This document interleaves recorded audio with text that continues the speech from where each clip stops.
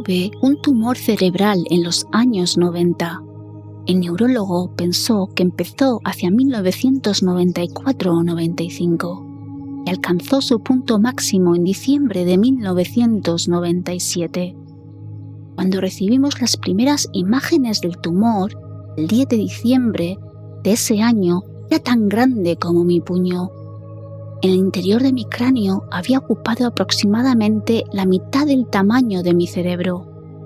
Si observamos las imágenes de mi cerebro en el lado derecho, puedes ver claramente la forma de un cerebro, con los lóbulos y demás en él. En el mismo cuadro de la izquierda solo había un círculo claro. Pregunté al médico por qué el lado izquierdo del cerebro estaba representado por un círculo. El médico me explicó que no estaba representado por el círculo, sino ese era mi tumor cerebral. Me había ocupado todo el lado izquierdo del cerebro y presionaba al lado derecho del mismo. Había empujado lentamente el lado izquierdo de mi cerebro hacia la derecha hasta que estuvo junto al lado derecho de mi cerebro. Seguiría creciendo si se dejaba allí, hasta desplazar tanto el cerebro que me mataría. El médico también vio que el tumor tenía mucha irrigación sanguínea y me dijo que el crecimiento había alcanzado su punto máximo. Había crecido más rápido que cuando empezó, más rápido que hace 2 años y más rápido que hace 12 meses. Como el tumor ya ocupaba tal dimensión del cerebro, el médico calculó que me mataría en junio y esta cita fue en diciembre. El neurocirujano quería que me fuera a casa, hiciera las maletas y pusiera mis cosas en orden y volviera al día siguiente para operarme, para extirparme este tumor. Era absolutamente consciente de la gravedad de la situación y lo creía. No me entró el pánico en absoluto. Solo 12 horas antes, cuando mi mujer vino a recogerme al hospital y me hablaron del tumor cerebral por primera vez, estaba totalmente extasiado por tener un tumor cerebral. Los médicos dijeron a mi mujer que ya no podía conducir. Mi coche era un misil de 2 toneladas esperando a que perdiera el control de él porque la posibilidad de que tuviese un ataque era muy real. Los médicos de urgencias me preguntaron si había tenido convulsiones y no supe de qué me hablaban. ¿Un ataque? Una en la que perdí el conocimiento y temblé y parecía que estuviese poseído por alguien de la habitación. ¿Ese tipo de ataque? Sí, dijeron los médicos. Eso era todo. Pero podía decir con certeza que nunca antes había tenido un ataque. Nunca. Le pregunté qué podía provocarme un ataque, pero me dijeron que responderían a todas mis preguntas después de haber consultado para determinar su recomendación. Así que me senté en la cama, silbando todavía una melodía alegre, porque, por lo que a mí respectaba, aún no me habían dado ninguna mala noticia. Los médicos volvieron, me dijeron que mi mujer me recogería en el hospital y que tendría las instrucciones de los médicos, los medicamentos que necesitaba. No tenía preguntas porque aún no sabía lo decidido que estaba y lo grave que era la situación. En mi cabeza, mi mujer tenía instrucciones de que mañana iría a la consulta del médico, me darían 1 o 2 recetas después de ver al médico, seguiría mi alegre camino. Creo que la palabra que me viene a la mente en ese momento es olvidadizo. No era consciente de mi estado, del tumor cerebral que tenía en la cabeza y de toda la situación. Sabía que algo iba mal, pero no me preocupaba a lo más mínimo. En mis primeros 40 años había pasado mucho tiempo en hospitales, siendo operado. Esta era una operación más. Me informaría a mi mujer cuando llegara al hospital. Por decirlo así, suavemente, en aquel momento no estaba muy lúcido. Estaba tranquilo, sereno, pero la claridad no era mi punto fuerte en ese momento. Otra vez los médicos me dijeron que mi mujer estaría en el hospital para recogerme. Pero no caía en la cuenta que yo había conducido hasta el hospital desde la clínica a la que había acudido aquella mañana. Si tenía mi coche aquí, ¿por qué no podía volver a casa? Los médicos me dejaron claro que debía irme a casa, empaquetar todas mis cosas para quedarme en el hospital, porque el médico me iba a ver por la mañana y lo más probable es que me dijera que tendría que quedarme ingresado en el hospital para otra operación, que se añadiría a todas esas otras listas de operaciones que había tenido: apendicectomía, amigdalectomía, hernia y operaciones de rodilla. Era veterano en estancias hospitalarias por operaciones. Esta sería una más de la lista. Ni siquiera me preguntaba a mí mismo para qué servía. En retrospectiva, no creo que los médicos de urgencias estuvieran preocupados o entusiasmados. Ni siquiera quisieron decirme nada sobre el pronóstico. Pensaba que era una operación rutinaria y ellos sabían que era increíblemente grave. Después de decirme que tenía que ir a casa a recoger mis cosas para la estancia en el hospital, me dijeron que esperara a mi mujer. Luego se fueron. En general, no había preguntas para mí, ni respuestas, ni pronóstico, ni determinación. Los médicos no estaban preparados para tener esta conversación, así que la dejaron al neurocirujano que se reuniese conmigo por la mañana. Los médicos dejaban que me dijera el pronóstico otra persona, y de ahí me mandaron a la sala de urgencias a esperar a mi mujer. Una enfermera me mostró la sala de espera de urgencias, con una cama, y me dijo que me sentara en ella hasta que mi mujer viniera a recogerme. Mientras esperaba en la cama a mi mujer, el médico de urgencias entró en mi habitación. El doctor Fierara no formaba parte del equipo médico original, así que aún no le conocía. Aunque entró en la sala y se presentó, me gustó inmediatamente su acento italiano, porque soy italiano de primera generación y crecí hablando italiano. La lengua y el acento fueron un regalo para mí. Cuando el doctor Fierara se presentó, sonreí inmediatamente. Le pregunté de qué parte de Italia era y me dijo de Sicilia. Sonreí aún más porque mi padre era de Sicilia. Le dije que mi abuela era del otro lado del dedo, de Reggio Calabria. Mi madre era de Roma, concretamente de Forsone. Charlamos un poco en italiano y fue estupendo. Había una persona del viejo continente que lo tenía tan bien aquí en América. De repente, el rostro del doctor Fierara se puso serio y me preguntó: ¿sabes para qué estás aquí? Le conté lo de la resonancia magnética, que habían venido al hospital hacia el mediodía y tardaron una eternidad en hacerme la resonancia. Luego esperé en la sala de espera de la resonancia. Después, los médicos me dijeron que mi mujer venía a buscarme. Me enviaron aquí, a la sala de espera de urgencias. Entonces le pregunté si tenía idea de qué se trataba. Le sorprendió muchísimo que ninguno de los médicos me hubiera hablado de la situación. Me preguntó si había visto al médico que me hizo la resonancia magnética, pero le dije que no había visto a ese médico. El doctor Fierara me explicó que tenía un tumor cerebral del tamaño de un puño que entorpecía y causaba muchos de mis problemas. El problema que tenía para encontrar palabras, incluso en inglés, se debía al tumor cerebral. El hecho de que a veces no pudiera hablar se debía al tumor cerebral.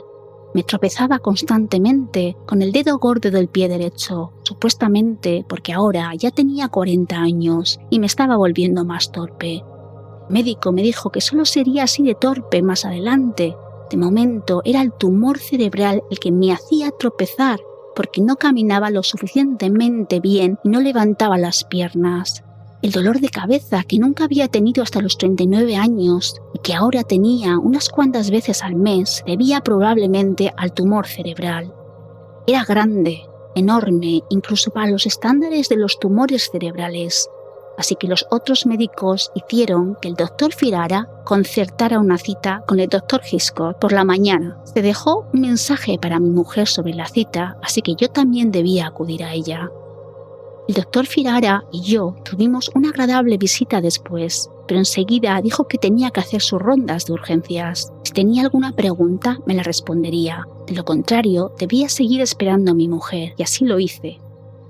Ahora ya sabía cuál era el diagnóstico.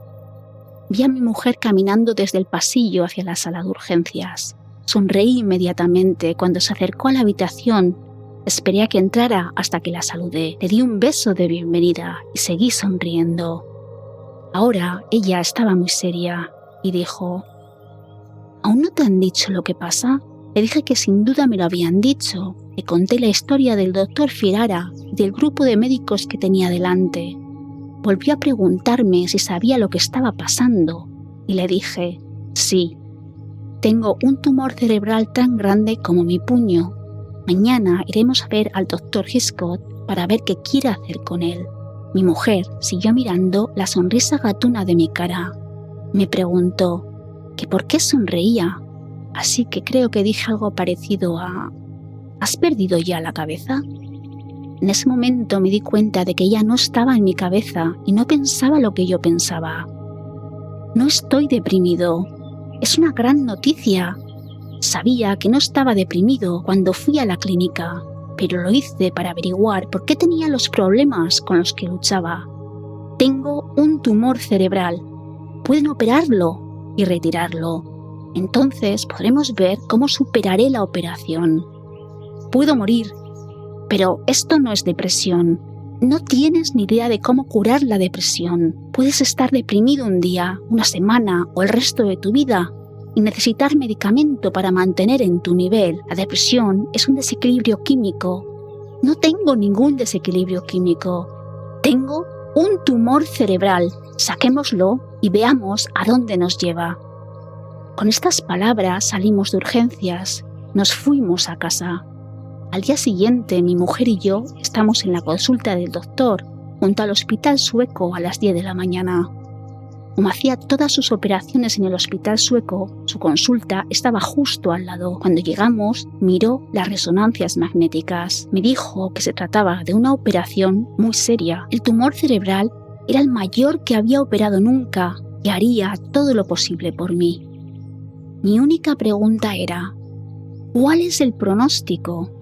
El doctor continúa hablando de su experiencia con los tumores cerebrales, que era el especialista más conocido en tumores cerebrales, que había operado muchos tumores cerebrales y que haría todo lo posible con mi tumor cerebral. Pero este día, el 11 de diciembre de 1997, lo que yo quería era saber el pronóstico. ¿Qué posibilidades tengo de sobrevivir?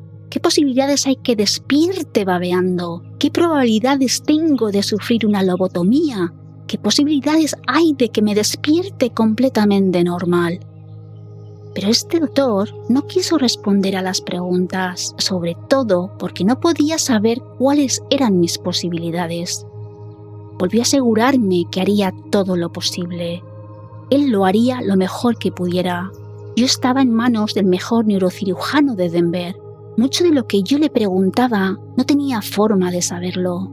El cerebro es un órgano muy misterioso y el doctor Hiscott me aseguró que haría todo lo posible. Eso no era suficiente para mí. Me volví hacia mi mujer porque pensé que el médico no había entendido mi pregunta. Tenía que saberlo. Mi mujer me miró y me dijo que el médico no lo sabía. Le repetí que necesitaba un poco de alcance. Me preguntó ¿por qué? Le dije que se lo diría si me daban un número o un rango, pero necesitaba saberlo. El médico que oyó esta conversación me interrumpió. Me dijo que no estaba jugando a este juego. Haría todo lo posible, pero no daría un porcentaje de probabilidad de supervivencia. Y eso era lo que yo quería. Y él no lo haría. Así que como no conseguía las respuestas que yo quería, pregunté a mi médico ¿cuáles serían las consecuencias si me operaba a finales de enero o principios de febrero, en lugar de esta semana en diciembre, cuando ni siquiera me daba un margen? El médico me dijo que había que operar cuanto antes. Ahora tengo la información que necesitaba, así que le dije, tendríamos que programar la operación para finales de enero o principios de febrero. El doctor Hiscott entonces me dijo que moriría en junio. ¿Por qué quieres posponer la operación un mes? Cada día es más peligroso. Ahora sí que tenía la información que necesitaba. En junio estaría muerto. Había una posibilidad en enero, pero era más probable que en junio estuviese muerto. Le expliqué a mi amigo médico, si muero en la mesa de operaciones mañana o este fin de semana, tendré una hija de 1 año que recordará la Navidad como el momento en que murió mi papá. Ese será mi legado a mi única hija. Eso no es lo que quiero. Para cuando se realiza la operación a finales de enero o principios de febrero, Ya habrán pasado las Navidades. Papá puede haber muerto, pero no durante la Navidad. Ese es un consuelo para mí, que mi hija no tenga que lidiar con mi muerte junto con la época navideña. Y me permite, si sobrevivo las próximas 2 semanas, verla por última vez en Navidad, si es que es la última vez. Como no juegas a este juego y no me lo dices, tengo que tomar la mejor decisión para mi hija. Durante las últimas semanas, el doctor me recomendó que hiciese donaciones de sangre, así que doné mi sangre todos los viernes hasta que se llevase a cabo la operación. Y desde entonces he tenido 2 docenas de Navidades. Esto me lleva a mi experiencia cercana a la muerte.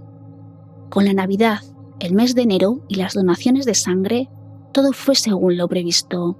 Me extirparon el tumor cerebral y tuve mi experiencia cercana a la muerte. En algún momento, entre quedarme dormido por el cóctel intravenoso que te dan en el quirófano y despertarme a las 2 de la madrugada del día siguiente, tuve mi ECM.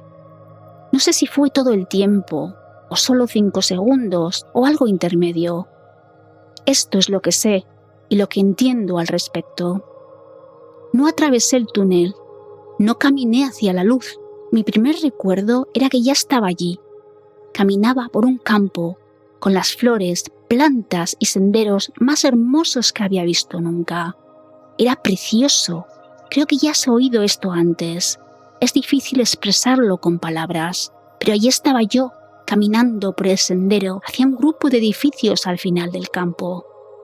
Mientras camino, me doy cuenta de que no estoy solo. Estoy caminando con uno de mis compañeros. No recuerdo su nombre, pero no era terrenal ni algo que hubiera oído antes. No era como Fred, Charles o George, pero yo sabía su nombre y él sabía el mío. Caminamos juntos. Ambos sabíamos también por qué íbamos a los edificios. Íbamos de camino a una reunión con mis maestros para ver cómo iban a ser las cosas. Estaba un poco preocupado porque esperaba una revisión de mi vida en ese momento, pero también sabía que no debía cuestionarlo. Al final me di cuenta de que no habría revisión de vida porque mi vida aún no había terminado. No lo haría durante al menos un 50% más. Mi guía y yo nos dirigíamos a un punto de encuentro en los edificios con mis maestros. Llegados a este punto teníamos que tomar una decisión. En realidad fue mi decisión. Nadie iba a hacerlo por mí. Nadie iba a influir en mí. Tenía que decidir si quería volver a mi cuerpo para criar a mi hijo que aún no había nacido. Debía nacer en noviembre de 1999. No sé por qué tuve esta experiencia, salvo como prueba. Había decidido vivir esta vida y en 1997 tuve la oportunidad de abandonarla. Me había comprometido a criar a mi hijo antes de venir a esta vida. Me comprometí a criarlo en la primera mitad de esta vida. Cuando me desperté, decidí que quería estar con él durante su vida. En este momento tiene 22 años y va a la universidad. Volví al campo con mi guía para regresar por donde había venido, pero no sé dónde ni qué es exactamente. Baste decir que en algún momento de mi cuerpo volví en mí, con un respirador artificial en la UCI a las 2 de la madrugada. Volví con una mejor comprensión del otro lado del velo. Ya no me resultaba tan misterioso. Pero en los más de 40 años que llevo leyendo sobre experiencias cercanas a la muerte, he aprendido que se trata de un proceso de crecimiento. Creo que ahora estoy creciendo para la eternidad y estoy agradecido por ello.